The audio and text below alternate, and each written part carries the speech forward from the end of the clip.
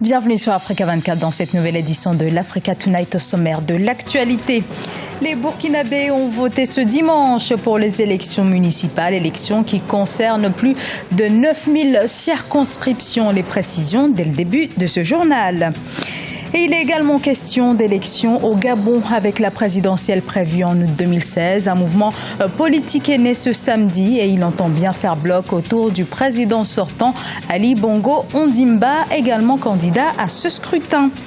Et en Guinée équatoriale, 24 heures après son investiture, le président Teodoro Obiang Nguema Zogo a reçu une première visite officielle, celle du président Kim Jong-un, représenté sur place par un émissaire.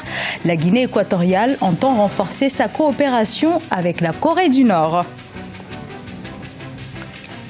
Au Burkina Faso, 85 partis et regroupements étaient en lice ce 22 mai pour les élections municipales. Plus de 5 millions d'électeurs étaient appelés pour ce dernier scrutin qui constitue le point d'orgue du processus institutionnel lancé sous la transition et après la chute en octobre 2014 de l'ex-président Blaise Compaoré au Burkina Faso. Un reportage de notre correspondant Jean-Paul Ouedraogo. C'est sous une faible affluence que les bureaux de vote ont ouvert ce dimanche dès 6 heures à Ouagadougou, comme dans le reste du pays. Timidement, les Burkinabés ont accompli leur droit de vote dans le cadre de ces élections municipales qui doivent tourner définitivement la page de la transition après le scrutin couplé présidentiel et législatif de novembre 2015. À l'issue de son vote, le président du Faso, Roch Marc Christian Kaboré, a pour sa part indiqué que ces élections vont enfin permettre la reprise des activités dans les communes et les conseils régionaux. Vous savez que pendant un an, les conseils ont été dissous. Et donc c'est un chaînon manquant qui est important. C'est pourquoi nous sommes satisfaits et nous nous satisfaisons d'avance de la mise en place donc, des mairies et aussi des conseils régionaux, qui vont permettre en tout cas d'assumer cette mission-là de démocratie à la base et de construire, de bâtir également partout où il y a les communes, d'apporter leur contribution et la contribution des populations à l'édification du Burkina Faso. Plus de 5,5 millions d'électeurs vont aux urnes ce dimanche 22 mai 2016 dans 17 938 bureaux de vote. En dépit de quelques incidents qui ont émaillé le processus en début et vers la fin de la campagne électorale, notamment dans la capitale Ouagadougou, ainsi que dans quelques villages à l'intérieur du pays. Toute chose que déplore le chef de file de l'opposition politique, Zéphirin Diapré, qui souhaite tout de même un scrutin apaisé. Dans les bureaux de vote, les opérations se déroulent normalement. Le matériel qui est là est celui que l'on attendait et le comportement des différents assesseurs et des gestionnaires du bureau de vote est en ligne droite avec les procédures qui sont connues à la matière. Donc absolument rien à dire de ce côté-là. Pour la sécurisation de ce scrutin post-insurrectionnel, ce sont plus de 24 000 agents des forces de défense et de sécurité qui ont été mobilisés. Notons que les 156 693 candidats des 85 partis et formations politiques vont à la conquête de 19 624 postes de conseillers municipaux répartis dans 368 communes et arrondissements que compte le pays. Un nouveau mouvement politique baptisé Dynamique plurielle pour Ali Bongo Ondimba a été lancé ce samedi au Gabon. Objectif, soutenir le président sortant, candidat à un second mandat en août 2016. Ce mouvement voit le jour dans un contexte marqué par de nombreuses défections au sein du Parti démocratique gabonais, le parti présidentiel. Un reportage de Douglas Ntoutoum, notre correspondant au Gabon. Un nouveau mouvement politique dénommé Dynamique plurielle a été lancé samedi à Libreville pour soutenir le président sortant Ali Bongo Ondimba, candidat à un second mandat.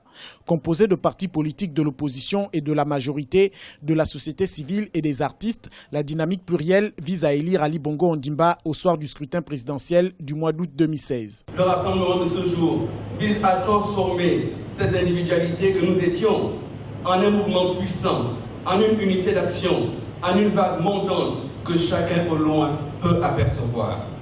Une vague qui va se transformer en une dynamique de victoire pour porter avec joie, avec allégresse, dans un effet d'entraînement, l'espoir d'un peuple, l'espoir d'une nation, l'espoir d'un pays incarné par Ali Bongo Ondimba. Présenté comme un espace d'expression et stratégique pour la victoire du candidat du Parti démocratique gabonais, la Dynamique plurielle entend défendre le bilan d'Ali Bongo Ondimba et expliquer la nécessité de la réélection du président candidat. Une élection présidentielle n'est pas affaire de parti. Les partis sont très importants, concourent à l'élection, comme le dit la Constitution. Mais au-delà des partis, il y a d'autres couches de la population, sur le temps plus qu'une élection présidentielle, c'est le président de la République face à un peuple. Et le peuple est pluriel. Il y a toutes les couches dans le peuple. La dynamique plurielle est maintenant officialisée.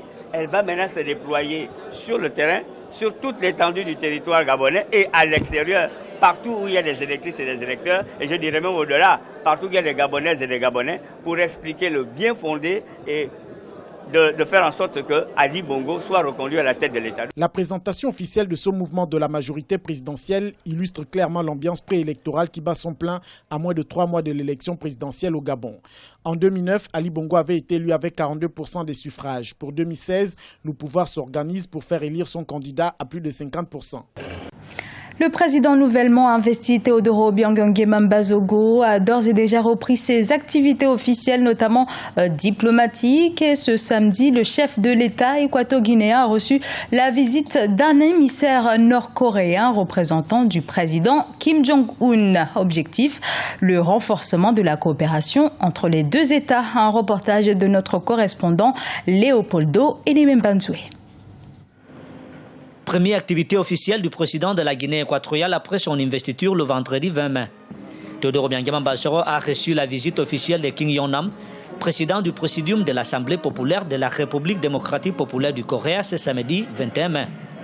Arrivé au Palais du Peuple, les deux hommes ont échangé sur le renouvellement des relations bilatérales, notamment l'échange d'idées sur la diversification économique des deux pays.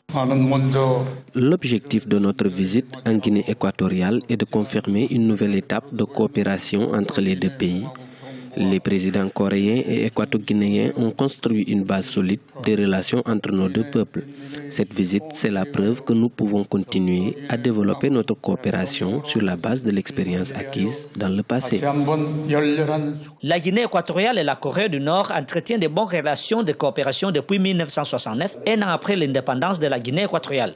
Selon le chef de l'État équato-guinéen, la visite de Kim Yong-nam confirme la volonté des deux pays de maintenir ces relations de coopération. Les relations entre la République démocratique de Corée et la Guinée équatoriale sont historiques. Monsieur le Président, votre visite en Guinée équatoriale aujourd'hui confirme la réalité de l'amitié, la compréhension et la coïncidence des positions politiques entre les deux pays qui luttent pour un monde de liberté, d'égalité et de respect mutuel.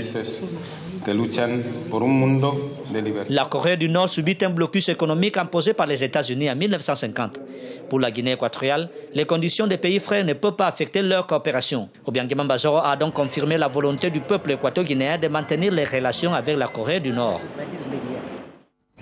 Les pourparlers inter-burundais étaient au point mort depuis décembre 2015. Ils ont finalement repris ce samedi en Tanzanie, oui, mais sans l'opposition regroupée au sein du CNRD. Dans l'agenda de ce 21 mai pour le médiateur Benjamin Kapa, rencontre avec le gouvernement burundais avant celle prévue avec la société civile, entre autres. Et à la fin des 5 jours de discussion, le félicitateur devra tirer ses conclusions. Le point avec Ibrahima Dumaba.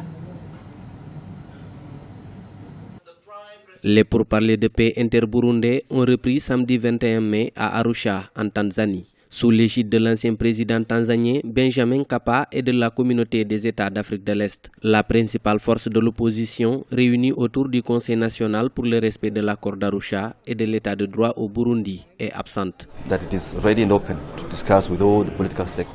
Notre gouvernement a dit qu'il est prêt et ouvert aux discussions avec tous les acteurs politiques qui sont pacifiques. Les déclarations des organisations internationales sur le Burundi sont claires. Elles ont défini une catégorie d'acteurs qui devraient être autour de la table et ceux-là doivent être pacifiques. Cela est indiqué dans les résolutions 32, 48 et 2279 des Nations Unies. Le gouvernement et les partis d'opposition ne s'accordent pas sur le dialogue à cause de la contestation de la réélection du président Pierre Nkurunziza que les membres du CNRD jugent inconstitutionnelle. À Arusha, certains opposants s'estiment lésés par les facilitateurs des négociations. Le gouvernement ne veut pas dialoguer et ils ont dit que nous ne devrions pas venir à Arusha. Ils sont donc venus à Arusha parce que la facilitation est de leur côté et que l'opposition n'est pas ici. Ceci est un gros problème. Le Burundi est plongé dans la violence depuis l'annonce de la candidature du président Pierre Nkurunziza à un troisième mandat en 2015. Le conflit a fait plusieurs victimes et des centaines de réfugiés. La communauté des États d'Afrique de l'Est s'active depuis plusieurs mois pour amener la stabilité au Burundi. Le point également sur les derniers éléments du crash ce jeudi d'Egypt Air. 66 personnes étaient à bord, dont 33 Égyptiens. Les recherches ont repris ce dimanche en Méditerranée pour localiser les précieuses boîtes noires qui aideront peut-être à trancher entre la thèse de l'accident et celle de l'attentat. Siam le Victoria Sedji. 4 jours après le crash du vol Egypt Air MS-804, aucune information précise sur les causes de l'accident. Des enquêteurs ont déclaré avoir trouvé des données. Celles-ci émises par l'appareil ont indiqué que les détecteurs de fumée du vol s'étaient activés. Mais pour les enquêteurs, ce sont des données superficielles qui n'en disent pas assez sur comment le Boeing est arrivé à se crasher. Pour l'heure, la marine et l'armée égyptienne poursuivent les recherches dans la Méditerranée afin de retrouver la boîte noire qui a certainement pu enregistrer plusieurs informations sur le vol. Elle permettra de déterminer les raisons du crash du vol Egypt Air MS-804. Nous allons étendre nos recherches jusque dans des endroits de la Méditerranée. Si la boîte noire est en eau peu profonde, les plongeurs pourront la ressortir. Si ce n'est pas le cas, nous utiliserons des dispositifs spécifiques, dans des sous-marins par exemple. La boîte de dossier noir est présente dans tous les avions et les moteurs des mouvements s'activent depuis le plan de vol jusqu'à ce qu'ils soient hors vol. Et même en cas de crash, la boîte noire contient le cockpit enregistreur vocal. L'aviation civile égyptienne a déclaré avoir retrouvé des effets de certains passagers et des parties de l'épave du vol à 290 km au nord de la ville côtière d'Alexandrie. En partance de Paris pour le Caire, Egypt Air vol MS-804 a disparu des écrans radars depuis le jeudi 19 mai 2016. À bord, il y avait 66 passagers, dont 30 Égyptiens et 15 ressortissants français. C'était le journal de la rédaction. Merci de l'avoir suivi. Dans un instant, une nouvelle édition de l'information sur Africa 24.